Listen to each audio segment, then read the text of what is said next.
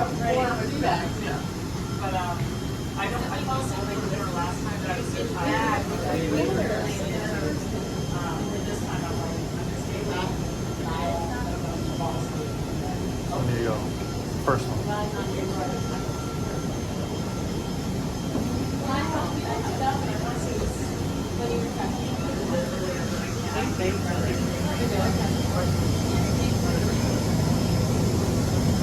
No, we need to be on this side.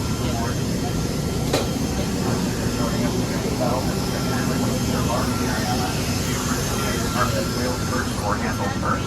Also, please keep in mind that the overhead bins over the windows are a little bit larger than the overhead bins in the center of the aircraft. As you're placing your large carry-on items in the overhead compartment, please just make sure that that bin does close before you sit down or walk away. If we've reached the end of the boarding process and we have an item that is causing the bin to not close, we will have to pull that out and check it through your final destination. We are completely full today. From something on the aircraft for you to lift, or if it's too large to hit the overhead compartment, please bring it back to the front and we'll check that through to your final destination. 233, right?